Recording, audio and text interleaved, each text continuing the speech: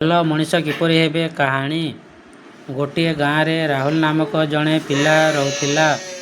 ସେ ପଢ଼ାରେ ଭଲ ଥିଲା, କିନ୍ତୁ ସବୁବେଳେ ନିଜ କଥା ମାତ୍ର ଭାବୁଥିଲା।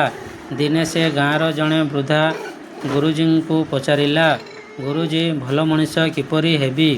ଗୁରୁଜୀ ହସି କହିଲେ, ପ୍ରତିଦିନ ଗୋଟିଏ ଭଲ କାମ କର, କାହାକୁ ସାହାଯ୍ୟ କର, ସତ୍ୟ କହ ଏବଂ ସମସ୍ତଙ୍କୁ ସମ୍ମାନ ଦିଅ। ପରଦିନ ରାହୁଲ ଜଣେ ବୃଦ୍ଧ ଲୋକଙ୍କୁ ରାସ୍ତା ପାର କରିବାରେ ସାହାଯ୍ୟ କଲା। ଆଉ ଦିନେ ସେ ଜଣେ ଗରିବ ବନ୍ଧୁକୁ ପଢ଼ାରେ ସହଯୋଗ କଲା। ଧୀରେ ଧୀରେ ସେ ସମସ୍ତଙ୍କ ପ୍ରତି ଦୟାଳୁ ଏବଂ ସତ୍ୟବାଦୀ ହୋଇଗଲା। କିଛି ଦିନ ପରେ ଗାଁର ଲୋକମାନେ ରାହୁଲଙ୍କୁ ବହୁତ ଭଲ ପାଇବାକୁ ଲାଗିଲେ।